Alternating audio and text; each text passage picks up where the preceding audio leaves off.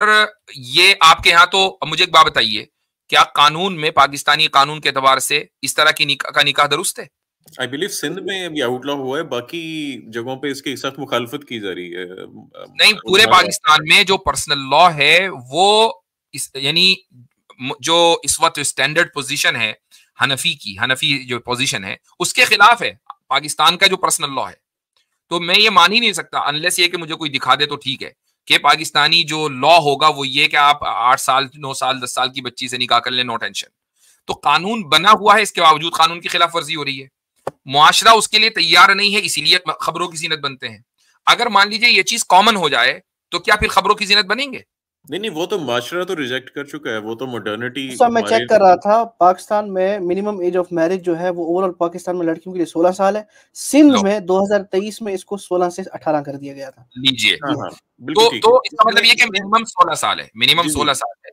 तो अब मुझे एक बात बताएं कि अगर मुआशरा इसको, यानी आप कह रहे हैं ना हमारे यहाँ बहुत कॉमन है, तो अगर आपके यहाँ बहुत कॉमन होता तो इसका मतलब मुआशरा एक्सेप्ट कर रहा है, और एक तरफ आप कह रहे हैं कि मुआशरा ने रिजेक्ट कर दिया तो फिर कॉमन नहीं है। कॉमन नहीं, मैंने कहा ये एग्जांपल्स आ जाती हैं जो फिर खबरों की जीनत बनती हैं। मैं कह रहा हूँ यानी एक भी बच्ची के साथ इस तरह हो जाना मेरी नजर में वो उसको लोगों का ये समझना कि इजाजत है। सेकेंडली वो जो 16 साल वाली बात है उसकी उलमा हजरात ने बहुत सख्त मुखालफत की हुई है कि ये इस्लामी नहीं है, और इसके कई हम तो कॉन्फ्रेंसेज इस पे सुनते रहे कि ये बिल्कुल गैर इस्लामी है, इससे तो फहशी बढ़ जाएगी, ये हो जाएगा, वो हो जाएगा। जी हाँ, उसकी बात, इसकी वजह यही है कि हम लोग जो है कम उम्र में निकाह के जवाज के कायल हैं, और हम इस बात के से इख्तिलाफ रखते हैं कि स्टेट पर्सनल लॉ में दखल दे।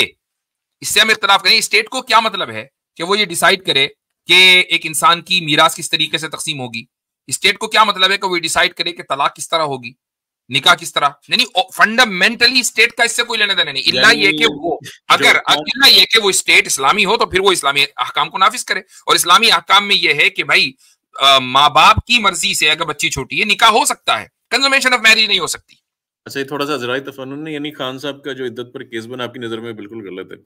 वो मेरे इल्म में नहीं है भाई। देखें, मैं उसके ऊपर कमेंट इसलिए नहीं कर सकता कि लिटरली मैं, यानी ऐसा नहीं कि मैं कमेंट नहीं कर रहा था। एक लम्हे को मान लेते हैं इद्दत पूरी नहीं की गई, स्टेट का ये काम नहीं है कि इद्दत में इंटरफेयर करे।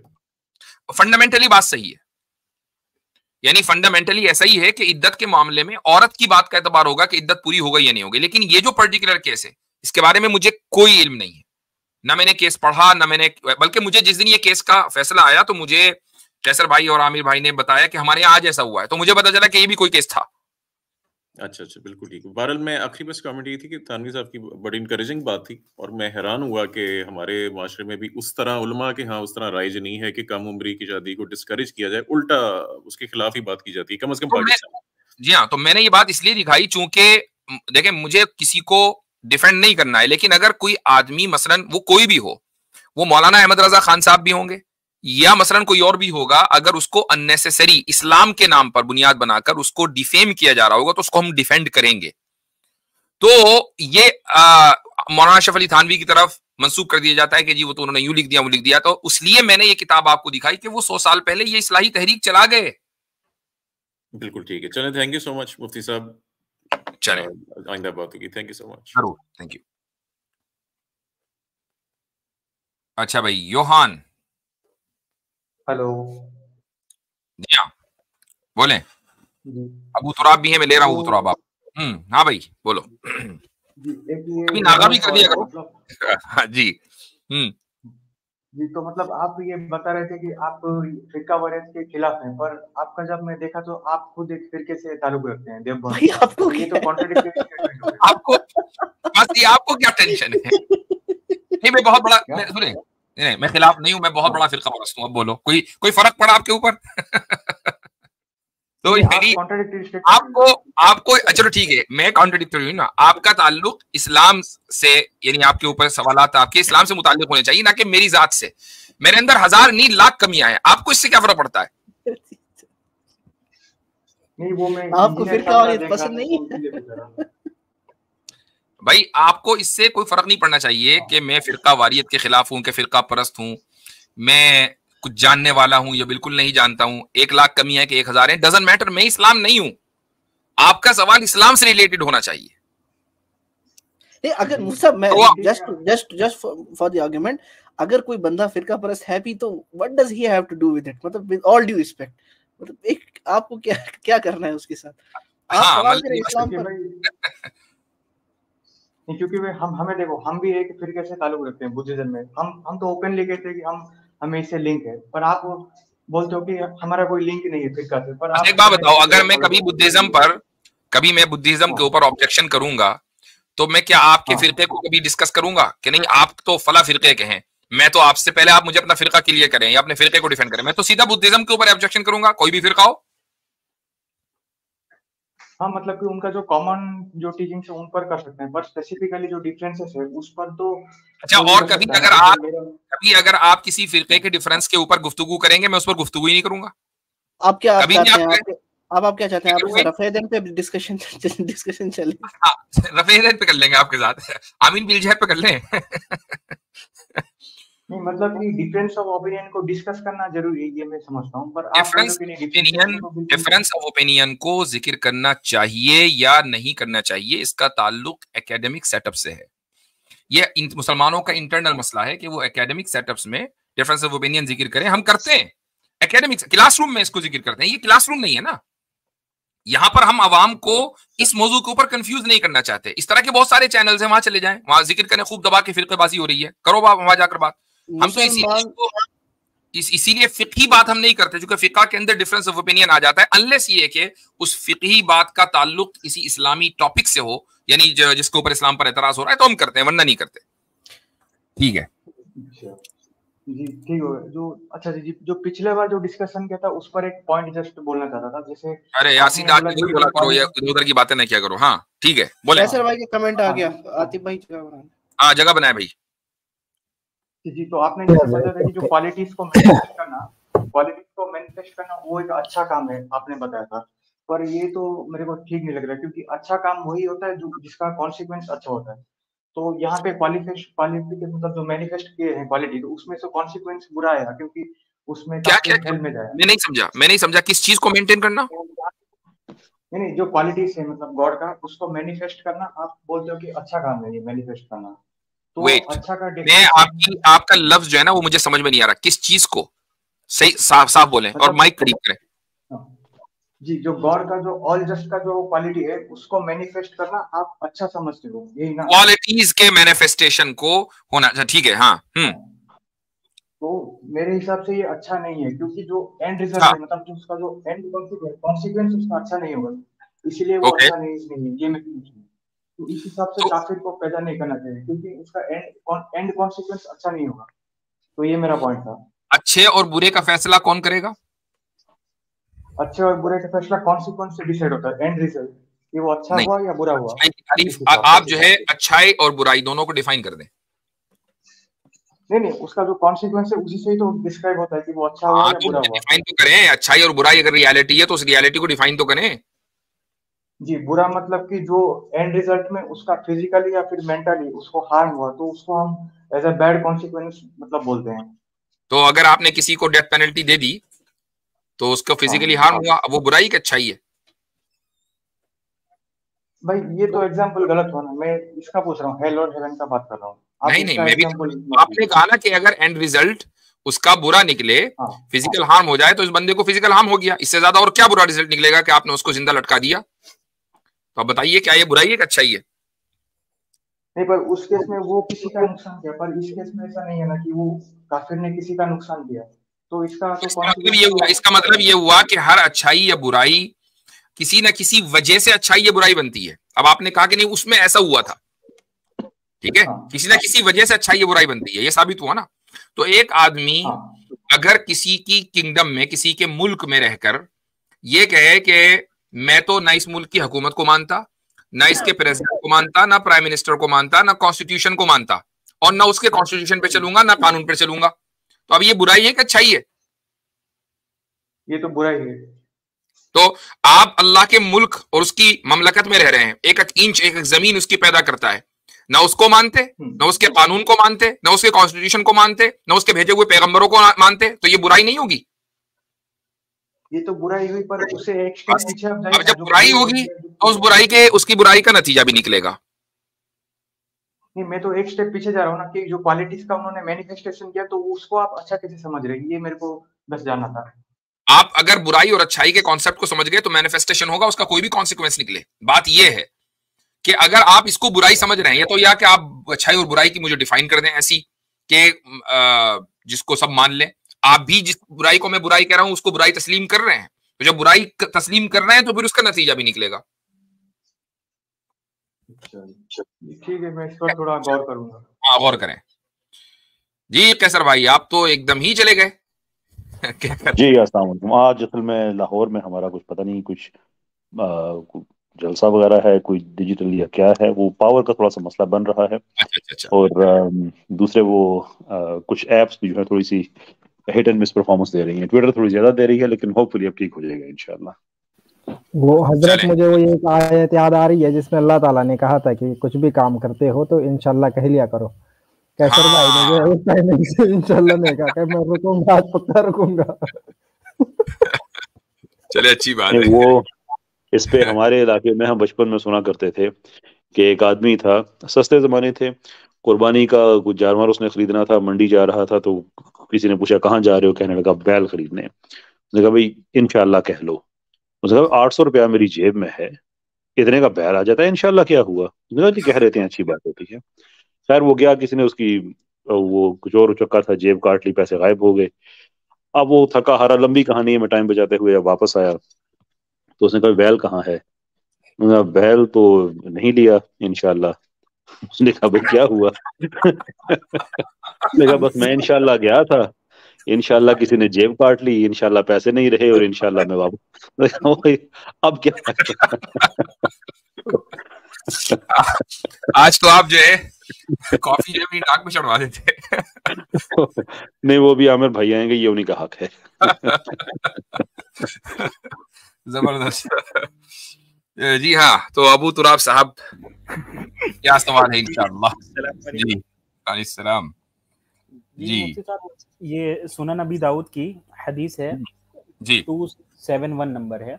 इसमें बयान हो रहा है, उम्मुल मोमिनीन आयशा सिद्दीका रज़ियल्लाहु ताला अन्हा बयान करती हैं कि बनु कुरैज़ा से एक वो किसी और औरत का कत्ल नहीं किया गया। एक औरत जो थी वो मेरे पास आकर बैठी थी, वो उस वक्त हंस रही थी, यहाँ तक कि उसके पेट पर जो है वो बल पड़ रहा था उसके हंसने की वजह से, यानी बुरी तरीके से वो हंस रही थी। और हालांकि उस वक्त उसकी कौम के लोगों को जो है वो कत्ल किया जा रहा था। फिर आगे ये आता है कि वो किसी मुनादी करने वाले ने उसके नाम की मुनादी की, तो हजरत आयशा ने वजह पूछी, तो उसने कहा कि मुझे वो कत्ल करने के लिए की जा रही है। तो उससे इसका सबब पूछा गया, तो वो कहती है वो मैंने कुछ नया काम किया है, और फिर बाद में उसको कत्ल कर दिया जाता है। हजरत आयशा फरमाती हैं कि उसकी जो हंसी है वो मुझे मतलब अभी भी याद है, मतलब वो जब हंस रही थी। तो इस पे एतराज ये करते हैं कि इसमें जो लफ्ज उसने कहा ना कि मैंने कोई नया काम किया है, तो वो कहते हैं कि एक ये कि दो ओपिनियन आ जाता है इसमें। वो कहते हैं कि उसको जो जब उसके कौम को कत्ल किया जा रहा था, तो यूजुअली ये होता है कि लोग रोते हैं, गमगीन होते हैं, तो वो अपनी कौम के जी मुफ्ती साहब हंस रही थी, ये नया काम हो गया। हाँ, ये वो नया काम हो गया। दूसरे कहते हैं कि वो कुछ इनोवेटिव करना चाहती थी, तो इस सबब जो है उसको कत्ल कर दिया गया। ये एतराज था। स्टीम का इंजन वगैरह, कोई रॉकेट लॉन्चर, कोई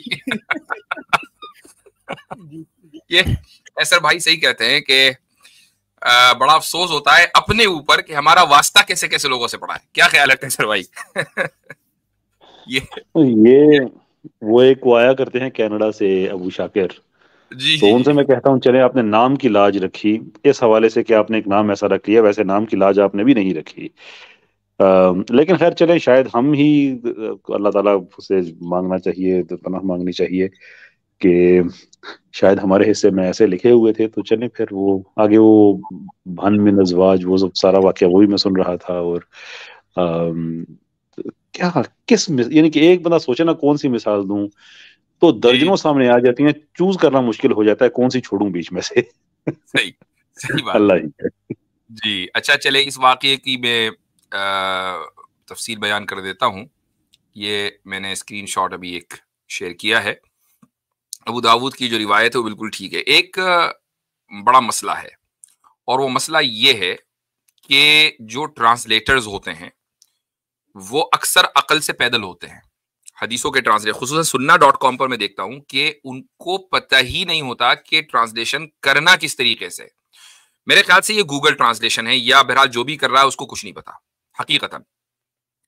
तो ये लोग क्या करते हैं, चूंकि मैं तो ट्रांसलेशन पर रिलाई नहीं करता हूं, मैं सीधा अरबी देखता हूं।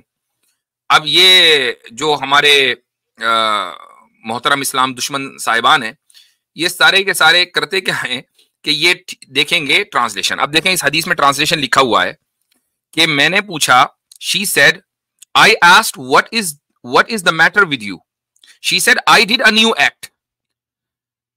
अब ये अरबी में क्या लिखा हुआ है, हदसुन अहदस्तुहु। हदस के माना एक न्यू एक्ट के भी आते हैं और हदस के माना वाकये के भी आते हैं। एक वाकया, एक मैंने हरकत कर दी, एक मैंने हरकत कर दी है। अब इसका ताल्लुक न्यू एक्ट से नहीं है कि जी मैं कोई नया काम, वो इनोवेटिव कोई काम करना चाह रही थी, कुछ टैंक वैंक बनाना चाह रही थी तो उसको निपटा दिया। अब देखें वो नया, वो वाकया क्या है, वो हरकत क्या है, ये स्क्रीन के ऊपर आपके सामने मौजूद है। हदीस ट्रांसमीटर एक मोतबर वेबसाइट है, इसमें मुख्तलिफ किताबों के हवालों से लिखा होता है अलग अलग नरेटर्स के बारे में। तो एक सहाबी हैं खल्लाद बिन सुवैद इब्न सालबा इब्न अम्र, ये बदरी सहाबी हैं, यानी जंग बदर में ये शरीक थे। अब देखें ये किताब का नाम है इब्न अब्दुल बर अल इस्तिआब फी मारिफत सहाबा। इस्तिआब किताब का नाम है और उसके मुसन्निफ है इब्न अब्दुल बर। उसमें खल्लाद बिन सुवैद का पूरा तारुफ दिया गया, पूरा नसब बयान करने के बाद आगे लिखा है कि वो इन तमाम जगहों पर बयात उक़बा, इसी तरीके से बदर, उहद, खंदक वगैरह में शामिल रहे। फिर आगे लिखा है कि वक़ुतिला यौम बनी कुरैज़ा शहीदन, जब जंगे बनु कुरैज़ा हुई, बनु कुरैज़ा के साथ, तो उस दिन वो शहीद, शहादत, हालत शहादत में उनकी वफात हुई, यानी वो शहीद हो गए। अच्छा, कैसे शहीद हुए? वो इस तरीके से कि ऊपर से, यानी एक ऊंचाई से, पहाड़ी से, उतुम मिन आतामिहा, एक पहाड़ी से जो चक्की की जो सिल होती है, पत्थर, वो उनके ऊपर फेंका गया। फशदखत रअसहु, के जिसने उनके सर को कुचल दिया, और इस तरीके से उनकी शहादत हुई। तो अब सवाल ये कि ये हरकत की किसने? ये देखें क्या लिखा है इब्न अब्दुल बर ने, अल्लती तरहत अलैहि रहा बनातु इमराअतिन मिन बनी कुरैज़ा। तो ये शायद बनाना है, ठीक है, बनानतुन, खैर, कि जिस औरत ने उसको, उस पर वो चक्की की सिल फेंकी थी उन सहाबी के ऊपर, ये बनु कुरैज़ा की एक औरत थी। और आगे लिखा है उसको रसूल अकरम सल्लल्लाहु अलैहि वसल्लम ने बनु कुरैज़ा के साथ कत्ल किया, ये क़िसासन कत्ल था। अच्छा, जब वलम यक्तुल इमरातन, देखें, वलम यक्तुल इमरातन गैरहा, वो एक अकेली औरत थी कि जिसको बनु कुरैज़ा में कत्ल किया गया। अब ये जो हदीस अबू दाऊद की है, इसमें वो इसी औरत का जिक्र है, चूंकि उस दिन एक ही औरत कत्ल हुई थी, और उस औरत का जुर्म ये है, ये वो हरकत है जो उसने की, क्योंकि उसको यकीन था कि भाई मेरी कौम भी निपट रही है, मुझे भी निपटाया जाएगा, उसको बता दिया गया था। तो उसने कहा चलो ठीक है, चंद पल है मेरे पास, तो इसमें एंजॉय कर लो। तो एक यानी हजरत आयशा रदी अल्लाह अन्हा को हैरत हुई कि भाई ये मरने वाली है, इस पर सजा जारी होगी, लेकिन ये इस कदर खिलखिला कर हंस रही है, तो इसको कहते हैं बड़े दिल वाली थी, दिल गुर्दे वाली। तो उसने अपनी मौत का असर नहीं लिया, जो मौत बिल्कुल यकीनी तौर पर उसके सामने आ चुकी थी। तो ये उसकी बात का हजरत आयशा ने जिक्र किया, लेकिन हरकत उसकी ये थी, ये नहीं कि कोई वो बड़ी स्टीम का इंजन बनाकर जो है वो ट्रेन चलाने वाली थी या प्लेन उड़ाने वाली थी, जिसकी वजह से जो है उसको कत्ल कर दिया गया। ठीक है अबू तुराब साहब? जी हजरत, जज़ाकल्लाह। अच्छा जी, तो ये आपके सवाल का जवाब हुआ। आप अच्छा, अगले कॉलर हैं हमारे साथ शिबली उस्मानी। अच्छा, गैर मुस्लिमों को मौका दें भाई, कैसर भाई यहाँ मौजूद हैं, उनकी मौजूदगी से फायदा उठाया जाए। जी जी मोहतरम, अस्सलाम वालेकुम। माजरत जनाब, मैं इस वक्त इस स्ट्रीम पे आपको परेशान किया, माजरत बहुत बहुत। मोहतरम, बस मेरी एक बात कहना चाह रहा था मैं आपसे कि मैंने आपसे बहुत टाइम पहले आपसे एक रब्ता किया है मैसेंजर पे, व्हाट्सएप, उस पे, फेसबुक मैसेंजर पे, उस पे भी आवाज किया कट है। गई। मैं चाहता हूँ कि बस आप जरा सा उस पे तवज्जो दे ले, बड़ी मेहरबानी होगी। मैं यहाँ पे भी आपसे इस बारे में नहीं बात। आपकी आवाज कट रही है भाई। आपकी मुफ्ती साहब, मैं आवाज कट देवबंद से बात कर रहा हूँ। और हेलो, अच्छा, हाँ हाँ, जी जी जी हेलो जी जी जी, मैं मोहतरम, आप मुझे बहुत अच्छे से, मेरे बड़ों को बहुत अच्छे से वाकिफ हैं। अच्छा, जानते हूँ आप शायद शागिल भाई। जी जी, हाँ हाँ हाँ हाँ, तो घर के बिल्कुल जस्ट बराबर से जनाब। अच्छा अच्छा अच्छा अच्छा, तो आपका मैसेज मेरे पास आया हुआ है बस क्या? मैं, हेलो जी, आपका मैसेज मेरे पास तो मुझे तो नजर नहीं आ रहा है। आपका मैसेज किस नाम से है? मैंने शिबली उस्मानी के नाम से हजरत, मैसेंजर पर, फेसबुक मैसेंजर। दोबारा भेजें? मैं दोबारा भेजता हूँ मोहतरम। ठीक है, ओके, मैं इंशाल्लाह जवाब देता हूँ। जी, चलें, इंशाल्लाह। ओके। इस्लामिक स्टूडेंट, जी मुफ्ती साहब, आपने जो अभी स्ट्रीम के शुरू में जो गुफ्तगू की, उसमें एक चीज़ आपने ये बताई कि नाबालिग के ऊपर जो इद्दत का जो वो है, उसकी आपने 2 वजह बताई। एक तो ये कि ज़रूरी नहीं है कि वो हमल के लिए उसको इद्दत करवाई जा रही हो, और दूसरा आपने बताया कि निकाह का दूसरा मौका उसको मतलब फिर से रुजू का मौका मिले उसको। 2 वजह आपने बताई। तो मेरा यहाँ पर अब एक और सवाल ये है कि अगरचे वो निकाह के फिर से दोबारा से करने के लिए या रुजू के लिए उसको मौका दिया गया, लेकिन जब जो मसलक हनफिया के ताल्लुक से मतलब ये सवाल है खुसूसी तौर से कि अगर 3 तलाक दे दी है तो फिर वो तो निकाह के काबिल रही नहीं, तो फिर उसके लिए और क्या वजह हो सकती है? 3 तलाक अगर दे दी गई हैं तो उसमें भी जो इद्दत है वो 3 हैज होती है। और जाहिर है कि 3 तलाक आम तौर से जो सूरत हाल है वो यही है कि कंसुमेशन ऑफ मैरिज के बाद होती है। तो इसमें एक मकसद तो यही है कि ये देखना कि ये प्रेग्नेंट है या नहीं।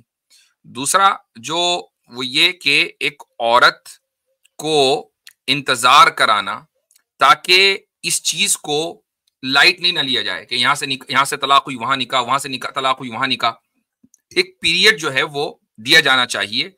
ये जहन में रखने के लिए, बिठाने के लिए लोगों के, एक्सक्यूज मी, ये जहन में बिठाने के लिए कि निकाह कोई मामूली बात नहीं है। ये अल्लाह ताला का एक बहुत बड़ा इनाम और उसकी रहमत है। तो उसकी नेमत और उसकी रहमत के फौत होने की वजह से इतने दिन इंतजार करना चाहिए। ये भी बहुत सारी हिकमतों में से एक हिकमत है। अब आप ये कहें कि भाई मर्द के ऊपर तो है नहीं, तो मर्द को तो पहले ही 4 शादी की इजाजत है ना, तो उसके ऊपर तो ये लागू नहीं किया जा सकता। मतलब मेरा सवाल खुसूसी तौर से नाबालिगा के जो केस में था ना, तलाक के उसमें, जी कि हाँ। उसको तो है मतलब अगर प्रेगनेंसी नहीं है, और फिर आपने कहा था कि वो प्रेगनेंसी नहीं है तो क्या हो गया अगर उसको दोबारा से रुजू करना है, तो यहाँ पर आपने 2 वजह बताई थी ना बुनियादी तौर से, ठीक है, कि मैंने प्रेगनेंसी उसी का का मसला जवाब तो है दिया नहीं। कि अगर उस जी, जी। नाबालिगा को मसलन 3 मरतबा तलाक दे दी गई है तो अब रुजू नहीं किया जा सकता। अब ये जी, वाली जी, हिकमत निकल गई। लेकिन जी। निकाह के नेमत और रहमत होने में तो अभी भी कोई वो नहीं है, इख्तिलाफ। जी। अगर मान लीजिए कि बाप ने उस बच्ची का निकाह कर दिया और जैसे ही वहां से वो बच्ची छूटे और उसने, मर्द ने तलाक दी, उसको 3 तलाक के खट से वो किसी और जगह कर दे, तो बच्ची तो फिर मतलब खिलौना बनकर रह जाएगी ना। तो जी। इसलिए टाइम दिया गया कि जो भी आप नेक्स्ट स्टेप उठाएं तो वो सोच विचार करके उठाएं, गौर फिक्र करके उठाएं। इतना टाइम देना जरूरी है। बेशक, ठीक, बहुत अच्छा जज़ाकल्लाह। याकूब, नॉन मुस्लिम जो है ना, कहाँ है क्या? हाँ, पता नहीं किधर चले गए भाई। अच्छा, ये कौन है? रेक्स के, जी भाई। जी जी, मेरे एक हदीस पे डाउट था, बुखारी आप 188 वाली। आप क्या हैं? जी नॉन मैं मुस्लिम हैं, मुस्लिम हिंदू हूँ। हैं? जी अच्छा, मुस्लिम हैं आप? जी जी। अच्छा, मुल्हिद तो नहीं हुए खुदा ना खास्ता? नहीं जी। अच्छा जी। क्या हदीस है? जी बुखारी 188। जी मतलब ये एक ही हदीस है, तो मेरे को पता भी नहीं कि ये ट्रांसलेशन है कि क्या है, लेकिन मतलब मैंने चेक किया तो उसमें मतलब वही लिखी हुई थी कि प्रॉफिट मोहम्मद सल्लल्लाहु अलैहि वसल्लम वो अपने मतलब जब वजू करते थे तो उसी पे मतलब स्पिट करते थे, और वो मतलब उन्होंने पीने के लिए दिया था, मतलब और बॉडी पे लगाने के लिए। वसल्लम तो इसके बिक़दहिन फ़ीहि माउन फ़ग़सल यदैहि व वजहहु फ़ीहि व मज्ज फ़ीहि सुम्मा क़ाल लहुमा इशरबा मिन्हु व अफ़रिग़ा अला वजूहिकुमा व नुहूरिकुमा। अच्छा जी, ठीक है। जी तो मसला क्या है इसमें? जी मेरे को डाउट था कि मतलब इसमें एक्चुअल में एक्सप्लेन क्या किया, मतलब वही डाउट था। ये डाउट इसका देखें, ये जो यानी क्या मसला इससे निकल रहा है, क्यों ये हदीस है, ये इसलिए आई है। आप अगर इसका चैप्टर देखें, चैप्टर है बाबू इस्तेमाली फजली वजू इन्नास, कि लोगों के बचे हुए पानी को इस्तेमाल करना। अगर आपका वो बचा हुआ पानी है तो वो नापाक नहीं होता कि आपने उसको इस्तेमाल कर लिया, उसको भी रीयूज किया जा सकता है। ये साबित किया जा रहा है इस हदीस से कि आप सल्लल्लाहु अलैहि वसल्लम ने पानी मंगाया, हाथ धोए, चेहरा धोया, और उसके बाद इन दो सहाबियों से कहा, क्या नाम है इनका, ये अच्छा बहरहाल दो सहाबी थे, उनसे कहा कि तुम इसको अपने चेहरे के ऊपर डाल लो, और नहीं अबू मूसा का नाम देख रहा हूं मैं, और बिलाल है, अच्छा, और अपनी गर्दनों के ऊपर डाल लो, जो चेस्ट, अपने अपने चेस्ट के ऊपर डाल लो। तो ये एक तरह का इलाज था। ऐसा नहीं है कि आप सल्लल्लाहु अलैहि वसल्लम के इस्तेमाल करने की वजह से वो पानी नापाक हो गया, वो किसी भी आदमी के, इल्ला ये कि उस आदमी के जिस्म के ऊपर नापाकी लगी हुई हो, वो इस्तेमाल करने से पानी नापाक नहीं होता। ये इस हदीस के अंदर बताया जा रहा है। जी नहीं मतलब एक्चुअल में हुआ ये था कि इंग्लिश ट्रांसलेशन के अंदर लिखा था कि उन्होंने जिस पॉट से पानी लिया था उसी के अंदर उन्होंने स्पिट किया था, तो ये बात तो गलत है ना? नहीं, बिल्कुल गलत नहीं है। अगर मान लीजिए इलाज के तौर पर, ये वजू करने के लिए मसला नहीं है, इलाज के तौर पर, क्योंकि वजू इस तरीके से नहीं होती कि आप अपने चेस्ट पे डालें, ये इलाज था जिसको हम रुकिया शरिया कहते हैं, उसके तौर पर आप सल्लल्लाहु अलैहि वसल्लम ने ये किया। आप सल्लल्लाहु अलैहि वसल्लम का क्या है, किसी, मैं कहता हूं कि मसलन आपने अपने माँ बाप का जूठा पिया, या अपनी हम आमतौर से ऐसा हो जाता है रिश्तेदारों के अंदर कि किसी का बचा हुआ पानी हो, आपने पी लिया, तो क्या वो नापाक है? जी नहीं। ठीक है जी, thank you so much. Okay, you welcome. अच्छा जी, हमारे साथ अगले एक्स हिंदू एथियस्ट, वो शायद नॉन मुस्लिम है। एथियस्ट, जी भाई। अस्सलाम वालेकुम। अस्सलाम। आप एक्स हिंदू एथियस्ट हैं? मुफ्ती साहब, मैं आया था ना पहले 3 फरवरी को। अच्छा, आपने कलमा पढ़ा था? कलमा जो पढ़ा था, अच्छा जी जी। देख सकते हैं ना, पहचान चुके हैं मुझे? हाँ, पहचान लिया। जी, मैं ये बोल रहा था कि मोहम्मद साहब को क्या पैगंबर मानना मतलब ये जरूरी है? आपने कलमा पढ़ा था ना? जी जी जी। अच्छा, और मैंने क्या कहा था आपसे कि कहाँ जाना है? जी, मैंने आपसे कुछ कहा था, कुछ मशवरा भी दिया था ना मैंने आपको कलमा पढ़ाने के बाद, या वो साहब थे? हाँ, आपने मुझे कुरान पढ़ने के लिए कहा था, अच्छे से कुरान पढ़ने के लिए कहा था। कुछ बताया था कि कहाँ पढ़ना है, या वैसे ही बताया था कि कुरान पढ़ना है बस? नहीं नहीं, आपने बताया था कि आप ऑथेंटिक रीडिंग कीजिए। तो आपने रीडिंग शुरू की? जी जी। अच्छा, कहाँ तक पहुंचे? जी, सूरह अनम, सूरह फातिहा से शुरू करके सूरह अनाम तक पहुंच गया? नहीं नहीं, अभी सूरह अनम पढ़ रहा था। शुरू भाई, शुरू कहाँ से हो रहा है कुरान शरीफ? चैप्टर नंबर 1 से शुरू हो रहा है ना, तो चैप्टर 1 से शुरू करें। जी जी, चैप्टर 1 से शुरू करो क्या सर? वहां से शुरू करें और आखिर तक जाएं। जी और इस्लाम की बुनियादी अरकान में से ये रुकन है कि रसूलुल्लाह सल्लल्लाहु अलैहि वसल्लम का आखिरी रसूल माना जाए। अगर आप आखिरी रसूल नहीं मानते हैं तो फिर इस्लाम काबिल कबूल नहीं है, पीरियड। जी जी। मुफ्ती साहब, पैगंबर किसे कहा जाता है? अल्लाह के रसूल को जो अल्लाह ताला की तरफ से पैगाम लाए। जी जी। मतलब पैगंबर क्यों आते हैं?